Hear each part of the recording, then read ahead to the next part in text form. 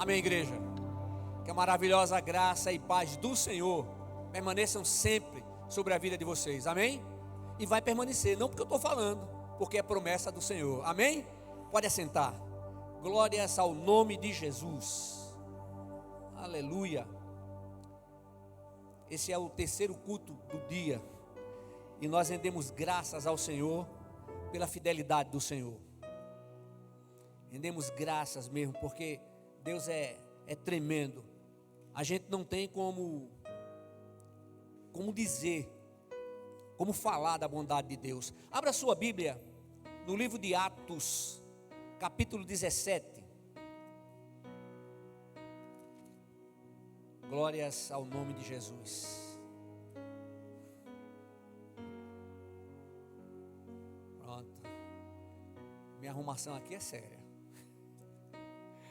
Louvado seja o nome do Senhor.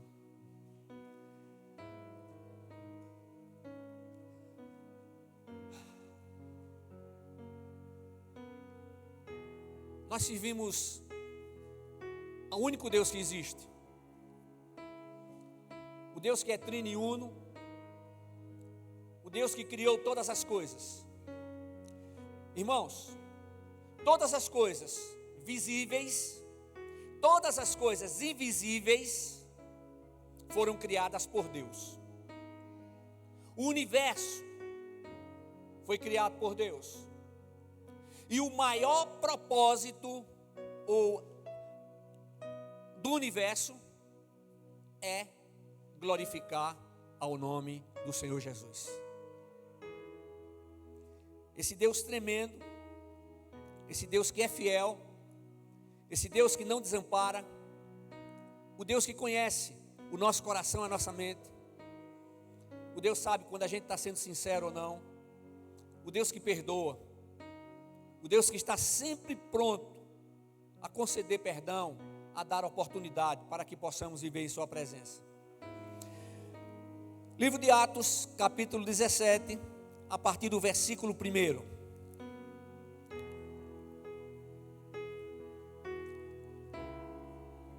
Passando por Anfílopes e Apolônia, chegaram a Tessalônica, onde havia uma sinagoga dos judeus. Segundo o seu costume, Paulo compareceu à reunião deles e por 3 sábados examinou com eles as Escrituras, explicando e demonstrando que era necessário que o Cristo sofresse e ressuscitasse dentre os mortos. E dizia: este Jesus que eu vos anuncio é o Cristo. Alguns deles foram convencidos e uniram-se a Paulo e Silas, bem como um grande número de gregos tementes a Deus e muitas mulheres de posição. Mas os judeus ficaram com inveja e, tomando consigo alguns homens maus, dentre os desocupados, reuniram a multidão e tumultuaram a cidade. Então, invadiram a casa de Jasón, procurando Paulo e Silas, a fim de entregá-los ao povo. Todavia, como não os encontraram, arrastaram Jasón e alguns irmãos à presença das autoridades da cidade, gritando: esses homens que têm agitado o mundo chegaram também aqui. E Jasón os acolheu. Todos eles procedem contra os decretos de César, dizendo haver outro rei, Jesus. Amém? Meus amados irmãos, depois de implantar uma igreja em Filipos, colônia romana, o apóstolo Paulo e seus companheiros continuaram sua jornada pela Tessalônica e Bereia. Contudo, Paulo desejava proclamar a palavra de Deus e abrir igrejas no continente asiático. Não há nada de errado nisso. Ao contrário, certíssimo. Vai lá, não é? Lá no continente asiático, vai lá pregar o evangelho, abrir igrejas. Mas, irmãos, mesmo sendo o apóstolo Paulo, ele não estava autorizado a fazer a obra conforme a sua vontade. Você, eu, nós não estamos autorizados a fazer a obra do Senhor sem saber antes da autorização. Aí você pode dizer, pastor, ele já autorizou quando ele disse, ele deu a comissão aos discípulos, ide por todo mundo e pregai o evangelho a toda criatura. Sim, claro, mas nós precisamos ter a direção de Deus. Igreja não é negócio, igreja não é a casa de comércio que você abre e faz algumas coisas para atrair a pessoa. Não, irmãos, igreja é a casa de oração, a igreja somos nós, e esse é um lugar onde louvamos, exaltamos e glorificamos ao nome do Senhor. Eu me lembro como nós começamos a igreja evangélica batista El Shaddai. Eu ainda não era pastor, mas já estava fazendo parte da igreja desde o primeiro momento, e lá na Praça Lions, começamos os cultos da igreja. Então nós alugamos um local aos domingos pela manhã e noite, e na quinta-feira à noite. Era uma casa de comércio. Depois nós passamos para um outro lugar ainda, naquela mesma rua, bem próximo. E depois de algum tempo, nós alugamos uma casa aqui na Avenida Deputado José Lages. E aí então, a igreja orando, nós sentimos do Senhor que precisávamos ter um lugar. E o lugar que o Senhor mostrou foi esse aqui. Mas esse lugar era muito perigoso. Havia muitos traficantes. A polícia entrava aqui nesse terreno, que tinha sido uma serraria, e trocava tiros com bandidos. Mas o Senhor nos deu esse lugar. E nós viemos para cá. Começamos a fazer alguma coisa de construção no mês de maio. E no mês de final de novembro, já estávamos aqui dentro. Não era desse jeito. Isso aqui já passamos por 2 reformas. Mas o que eu quero mostrar para os irmãos, que nós precisamos saber aquilo que o Senhor deseja, aquilo que Ele está planejando. Não precisa perguntar ao Senhor se você vai beber água. É claro que não. Mas nós precisamos colocar diante do Senhor. E como sempre, irmãos, era necessário saber qual a direção que o Senhor já tinha planejado muito antes de tudo existir. E conforme os planos de Deus, Paulo foi conduzido por Deus para o Ocidente. Mas isso não gerou nenhuma dificuldade para o apóstolo, que estava determinado a viver conforme os planos e propósitos de Deus. Meus irmãos, é muito importante quando nos colocamos diante do Senhor, disponíveis para o seu agir, determinados a receber tudo aquilo que Ele tem para nos dar, determinados a fazer conforme a sua vontade. Irmãos, uma das lições mais importantes que eu percebo nessa situação é que devemos estar sempre preparados para mudar a nossa direção e seguir imediatamente o comando, a ordem do Espírito Santo de Deus. Os planos de Deus sempre prevalecerão. E como discípulos de Jesus Cristo, nós somos convocados a obedecer. Eu ia digo mais, somos convocados a obedecer. Enquanto obedecemos, damos glórias a Deus, amém? Quando eu falo sobre isso, imediatamente, isso me fez lembrar o texto de Jeremias 29:11, onde o Senhor diz assim: pois bem sei os planos que tenho a vosso respeito, diz o Senhor, planos de paz e não de mal, para vos dar um futuro e uma esperança, amém? Essa palavra foi enviada por Deus ao povo cativo na Babilônia. O profeta Jeremias, ele foi usado como um arauto de Deus, como aquele que vai e leva a mensagem. Mas ele era um profeta, ele anunciava a palavra, e o Senhor manda então que ele transmita essa mensagem. Aquele povo que estava cativo na Babilônia, aquele povo que fora levado por Nabucodonosor, que já estava ali há vários anos, e o Senhor ouviu o clamor daquele povo, porque eles chegaram à conclusão de que Deus tinha esquecido deles. Então muitos pensavam que iriam permanecer no cativeiro durante toda a vida. Eles estavam ali por conta da idolatria, por conta da desobediência que tinham praticado contra o Senhor. Mas, irmãos, o Deus eterno, que é o Deus trino e uno, ele não esquece dos seus, ele não desiste de ninguém. E mesmo diante de tudo o que aquele povo tinha feito, o Deus eterno não deixaria aquele povo para sempre no cativeiro babilônico. O amor do Senhor traria os cativos de volta a Jerusalém, e por seu amor faria a restauração de Israel. Então, uma outra palavra também serviu para que aquelas pessoas, elas estivessem certas do amor, do cuidado e do perdão de Deus. No mesmo texto de Jeremias, no capítulo 31, versículo 7, nós lemos: há esperança para o teu futuro, diz o Senhor, pois teus filhos voltarão para o seu país. Aleluia. Ô irmãos, quem não quer o bem dos filhos? Eu já tenho a bênção de ser avô, já tenho neto casado.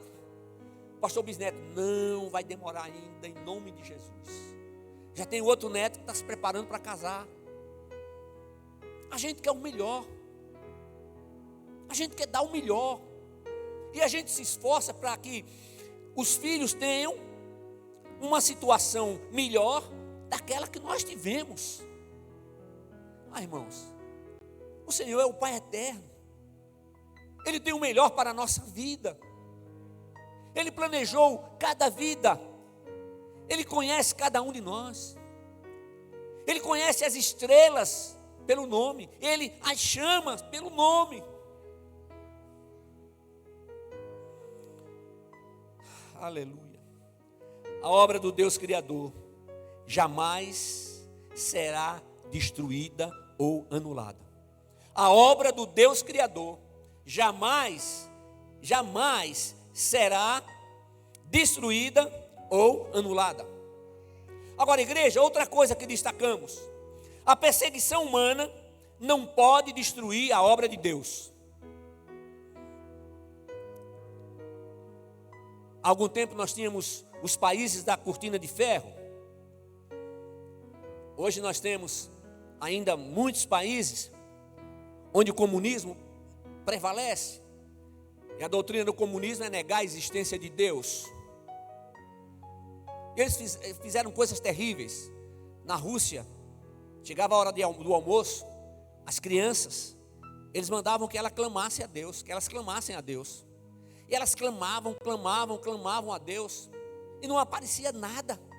E quando as crianças já estavam chorando, desesperadas, então os professores diziam: mãe, já que Deus não respondeu, vamos fazer uma coisa, vamos clamar a Stalin, para ver se Stalin manda o almoço de vocês.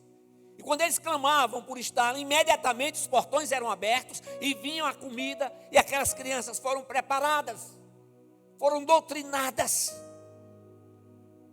a rejeitar a existência do Deus eterno. Mas mesmo diante de toda essa coisa terrível, diante da perseguição à igreja, diante da perseguição aos crentes, diante do assassinato de pastores, missionários, o evangelho cresceu e continua crescendo ali na Rússia e nos demais países, tudo escondido. Há lugares que não tem oportunidade de fazer como a gente faz, não, irmão. A Bíblia é proibida, Eles ficam passando as folhas, emprestando um ao outro. Eles vão decorando a Bíblia. E aqui nós temos tudo. Nós temos liberdade. Nós podemos fazer um culto lá na praça.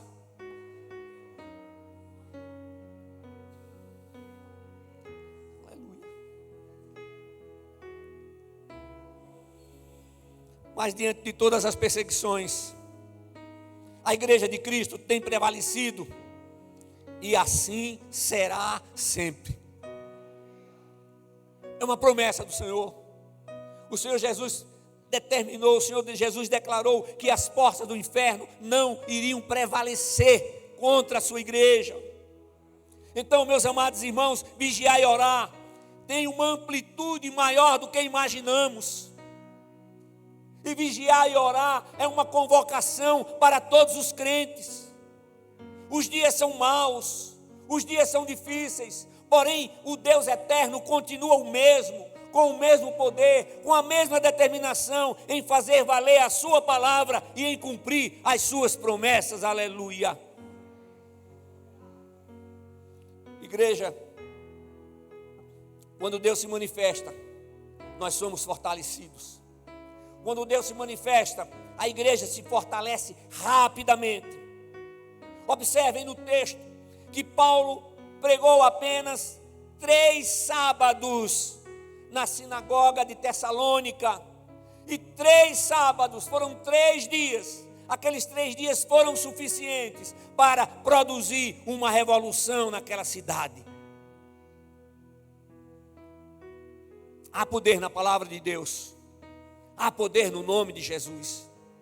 Como igreja de Cristo, nós precisamos manter o nosso foco maior,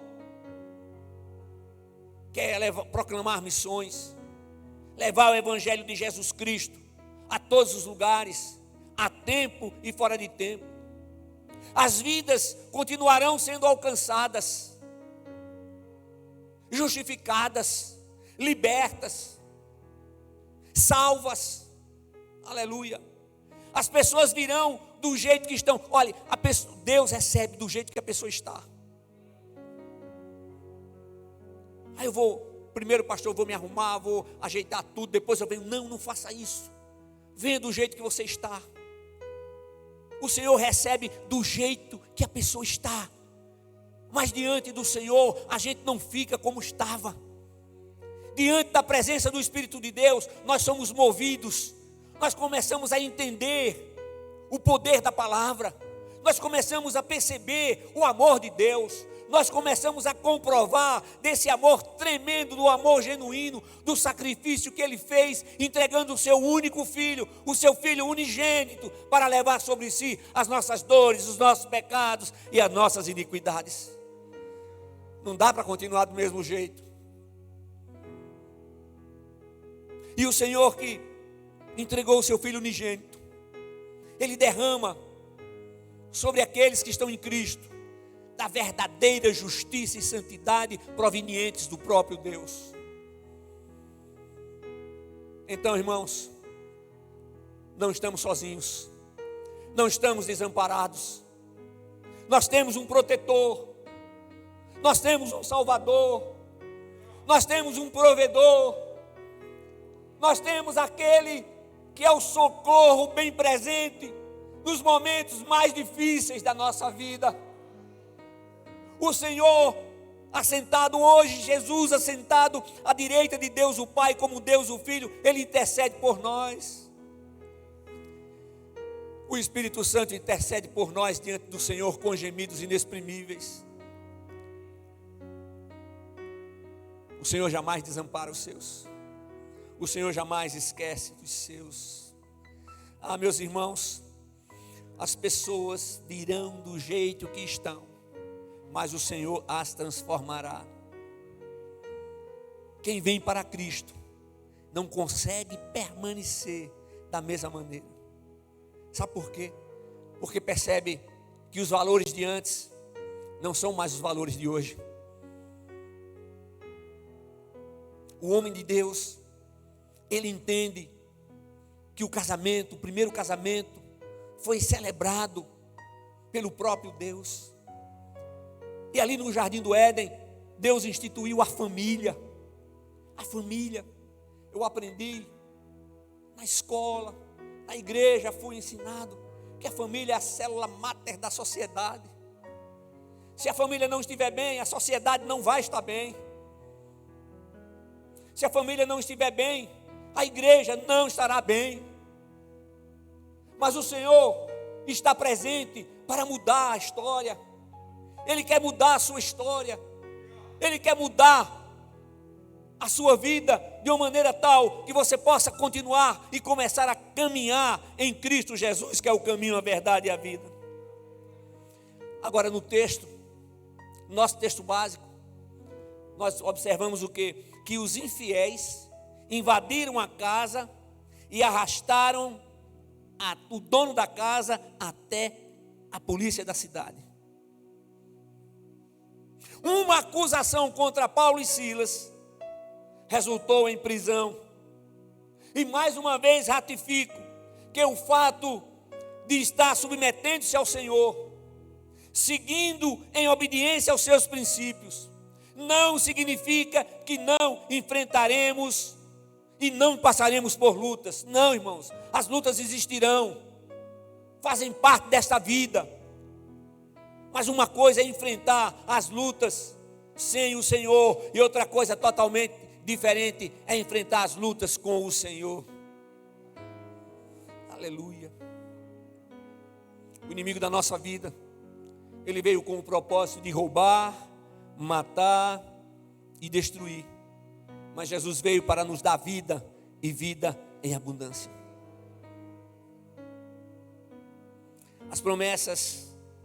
Há promessas de Deus para aqueles que são perseguidos por conta do Evangelho. E são promessas tremendas e maravilhosas. Agora, irmãos, é importante lembrar que a perseguição em Tessalônica não tinha uma origem política. A perseguição em Tessalônica, ela tinha uma origem religiosa. E a perseguição não partiu de uma religião pagã, mas a perseguição partiu do judaísmo. Irmãos, Deus não está à procura de religiosos. Não, irmãos. Deus está à procura de adoradores. Adoradores que o adorem em espírito e em verdade. Eu tenho dito aos irmãos que o religioso é um legalista. E não existe coisa pior dentro de uma igreja do que o legalismo. Nós temos que ser fiéis à palavra. Nós temos que estar preparados para as lutas, para as dificuldades. Nós temos que clamar ao Senhor pela sabedoria que vem do alto. Nós temos que entender que é necessário aquele que está em Cristo liberar o perdão. E o Senhor diz que é para orar, amar aqueles que são nossos inimigos e orar por aqueles que nos perseguem. Meus amados irmãos, não há pregação do Evangelho sem oposição. Não há. Alguns anos no início do ministério, nós decidimos, e no início eu ainda não era o pastor da igreja, mas a igreja decidiu construir o primeiro templo na Ilha de Príncipe. Já havia o trabalho em São Tomé e Príncipe. E quando a igreja ficou pronta, nós mandamos uma família de missionários para lá, o casal com 2 filhos. Eles passaram um período de adaptação em São Tomé. E quando estava pronto, eu fui lá para o culto de inauguração da igreja. Irmãos, era um lugar onde uma vez na semana você tinha a oportunidade de sair de lá. Peguei um voo em Recife, fui até Lisboa, de Lisboa, Abidjan, e Abidjan, São Tomé. Um lugar que não tem nada. Eu vi no mercado, as pessoas vendendo, tiravam tiras de macarrão, amarravam ali, vendendo. E o missionário disse: pastor, não tire fotos. O senhor faz de conta que vai tirar uma foto minha, para poder, se for tirar uma foto, eles vêm em cima. Eles se revoltam, porque eles entendem a situação na qual vivem. E há uma semana, o missionário fazendo um culto na casa, entrou lá no culto, religioso de uma outra religião, puxou o fio e com uma tesoura cortou o fio para que não ligasse mais, para que a palavra não fosse mais proclamada, não fosse mais anunciada. Mas a palavra foi anunciada e vidas foram salvas. Dificuldades que às vezes a gente acha pequena, mas são grandes dificuldades. Dificuldades para a pessoa que está ali no lugar, dificuldades para o dia a dia. Irmãos, nós precisamos entender que os judeus religiosos, eles também eram legalistas.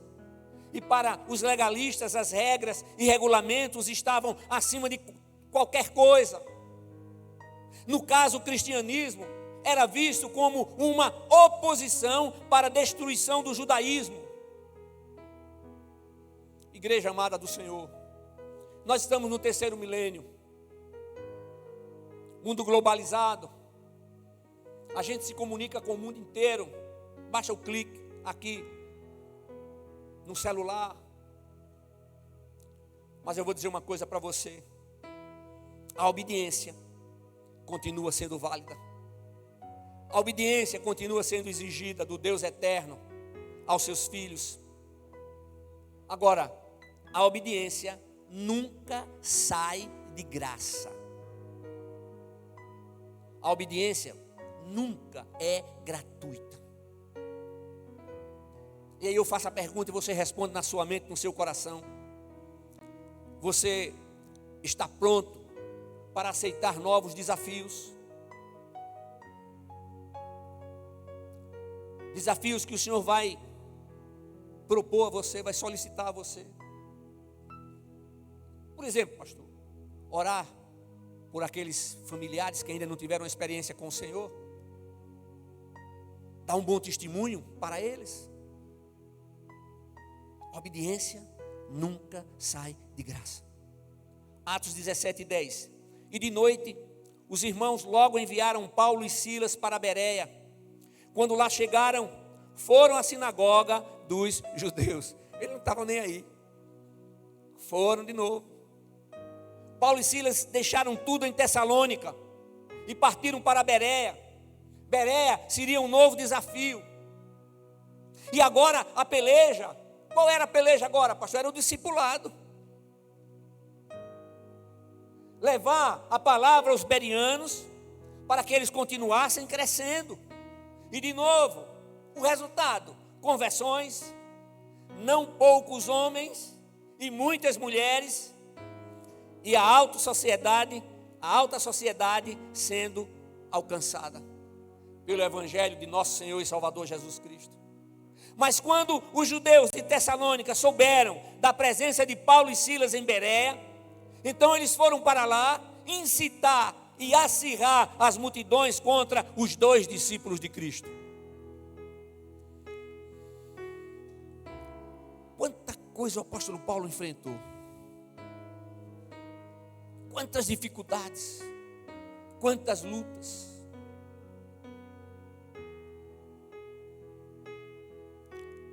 Me lembrei de uma, lá na Ilha de Príncipe, lugar onde você não tinha nada.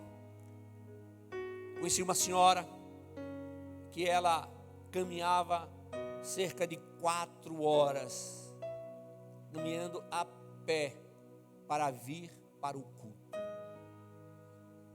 E só voltava no outro dia, porque ela chegava já no final da tarde, mas só podia voltar no outro dia porque era tudo escuro. E nós temos tanta facilidade. E quantas vezes, por coisas tolas, deixamos de congregar, deixamos de estar juntos, recebendo ministrando a palavra, louvando ao Senhor. Eles iam para novas cidades, mais gente se convertia, mais igrejas eram plantadas, e o reino invadia cada vez mais a terra. Vidas e mais vidas sendo alcançadas pelo poder da palavra de Deus. Nós estamos no penúltimo domingo do mês de julho. Não precisa responder. Quantas pessoas você ganhou para Cristo neste ano? Quantas pessoas você influenciou através do seu testemunho? Testemunho de verdadeiro discípulo de Cristo. Irmãos, ovelha gera ovelha. Uma das coisas que eu sempre via, e uma das coisas que eu dizia que eu nunca queria ser um pastor, eu vou lhe dizer por quê. Porque eu tinha uma visão. Eu via o pastor como uma máquina no trem, no trilho, carregando muitos carros, carregando carros demais, e aquela máquina com muito esforço, bem devagarinho, ela ia vencendo metro a metro. Sabe por quê? Porque não é o pastor que tem que ser a locomotiva.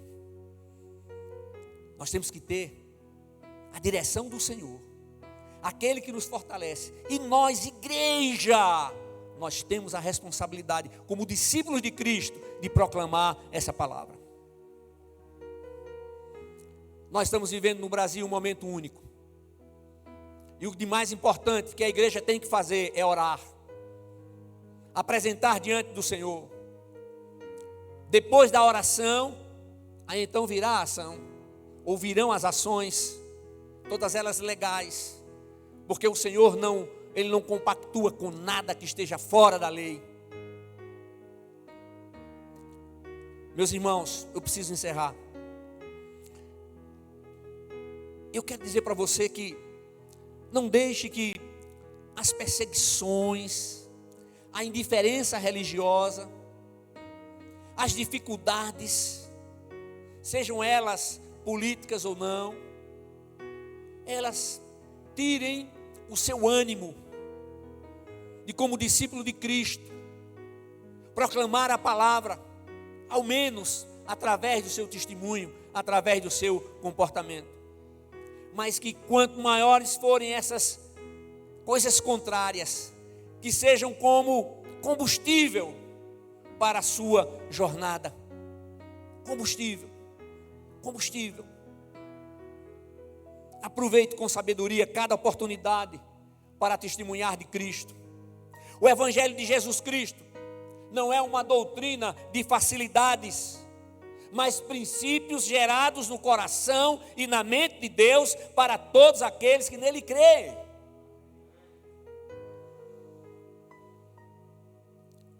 Igreja amada do Senhor, as dificuldades sempre existirão. A nossa cidade precisa ser ganha para Cristo.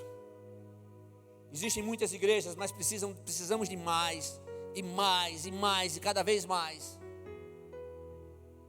para que o Evangelho seja proclamado, vidas sejam salvas, libertas e transformadas pelo poder e autoridade que há no nome de Jesus.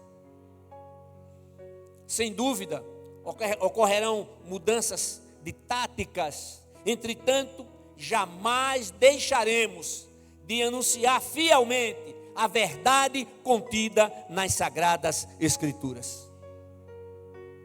Esse tem que ser o nosso compromisso. Isso tem que estar arraigado na nossa mente, arraigado no nosso coração. Então, estejamos determinados a pagar o preço pela obediência. Equipe de louvor. Sejam quais forem as adversidades, jamais seremos esquecidos, jamais seremos abandonados por Deus. Tudo tem seu tempo. Escute, tudo tem seu tempo. E nada foge da visão do Senhor. Nada foge do seu juízo.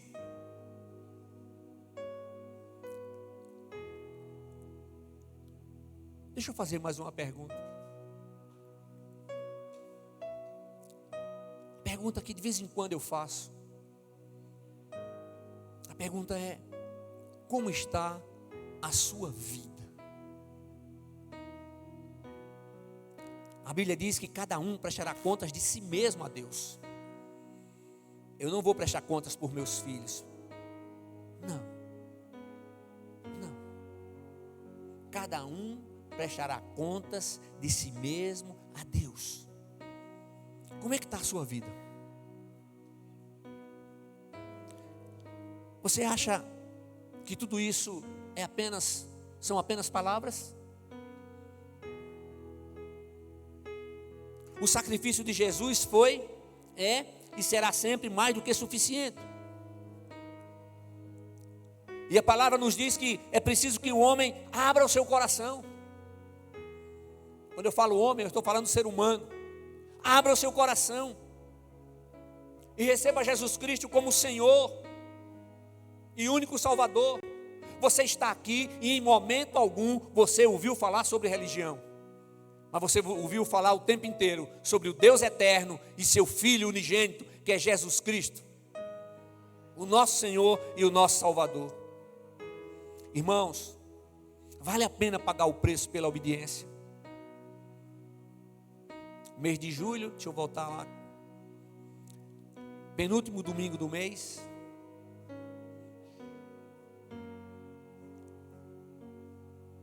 Você conseguiu tudo aquilo que planejou? Se você aceitar o desafio, coloque todo o seu planejamento nas mãos do Senhor. Diga: Senhor, eu quero fazer a minha parte e farei a minha parte. Mas, Senhor, em nome de Jesus, não permitas que eu dê um passo sequer. Se nesse projeto, para esse novo ano, ou para esse final de ano, tiver alguma coisa que não é do teu agrado. Talvez você esteja querendo levar o Evangelho lá para o Oriente, e o Senhor tem planos de deixar você no Ocidente. O primeiro campo missionário é a família. Primeiro campo missionário. Os planos para a sua vida são planos de paz e não de mal, para lhe dar um futuro e uma esperança. A vida com Cristo é inigualável. Pastor, a vida com Cristo tem lutas? Mais uma vez, sim. Pastor, a vida com Cristo tem desafios, projetos, algumas coisas que a gente não alcança? Tem, acabei de citar. Faça os seus projetos, mas coloque diante do Senhor. Você sabe que eu fiz um projeto uma vez com a minha família, meu irmão, tá saindo, sabe quem é aqui, de ir para a Austrália. Estava lá o meu irmão Marcelo, a minha cunhada Mariana, eles estavam já na Austrália, e o plano era que eles fossem, para depois então eu queria ir para lá, com a minha família. Mas eu não perguntei se aquela decisão era uma decisão de Deus para a minha vida. Deus trouxe Marcelo e Mariana de volta. E os planos que o Senhor tinha, os planos que o Senhor tem, estão sendo gradativamente realizados em nossa vida. Há dificuldades? Muitas. Mas existe paz, existe segurança. Irmãos, não existe dinheiro que pague a nossa paz. O Senhor Criador, Ele convida os seus filhos adotivos, por meio de Jesus Cristo, convida para uma nova vida. E os que estão nele têm redenção, perdão pelo seu sangue, e segundo a sua riqueza, da sua graça, sendo derramada continuamente sobre a nossa vida. Nunca pense em desistir. Não faça isso. Deus conhece os nossos pensamentos, os nossos projetos, antes que venhamos a conhecê-los. E o que Ele deseja é que estejamos diante dEle, dizendo: a Tua vontade, Senhor, seja feita em minha vida. Finalmente, que você possa dizer: Senhor, eu estou preparado a pagar o preço pela obediência. Pagar o preço pela obediência é dizer não à vontade da carne. Pagar o preço pela obediência é declarar em todo o tempo, não somente na palavra, mas em ações, e que somente Jesus é o seu Senhor. Pagar o preço pela obediência significa não compactuar com tudo aquilo que o mundo tem, que oferece, que são coisas boas aos olhos, mas que não se encaixam com os princípios de Cristo para a sua vida. Você tem a oportunidade, teve a oportunidade de ouvir essa breve palavra, e o Senhor trouxe você até aqui. Talvez você pense que tenha sido a sua esposa, seus pais, seus filhos, um amigo, uma amiga. Eles foram apenas usados como instrumentos nas mãos de Deus. Mas o Senhor trouxe você aqui porque Ele tem um propósito. Ele quer transformar o seu viver. O meu compromisso com o Senhor é transmitir a palavra. O agir do Espírito Santo é aquele que convence o homem do pecado, da justiça e do juízo. E a parte 3, a parte final, é sua: aceitar ou rejeitar. Aceitar a Cristo ou rejeitar. Pastor, eu não estou aceitando, mas não estou rejeitando. Não, está rejeitando. Mas o Senhor trabalha no seu coração. O Senhor trabalha na sua mente. Que você possa orar e dizer: Deus, me mostra se realmente Jesus Cristo é o caminho, a verdade e a vida. Porque eu quero viver conectado com o Senhor. Eu quero viver uma nova vida na Tua presença. Eu quero ter certeza absoluta da Tua presença. Eu quero ter certeza absoluta de, ao fechar os olhos aqui na terra, imediatamente os abrirei face a face com o Senhor. E isso não é resultado das boas obras. Hebreus 9, 27, como ao homem é dado o direito de morrer uma única vez, e após a morte segue-se o juízo. Abra o seu coração, deixe Jesus entrar. Meu irmão, minha irmã, deixe o Senhor mudar a sua vida. Tem muita coisa errada aí. Deus quer mudar e Deus quer transformar. Não é do jeito que você pensa, é do jeito que o Senhor deseja, é do jeito que está na sua palavra. Que o Senhor os abençoe, em nome de Jesus, amém.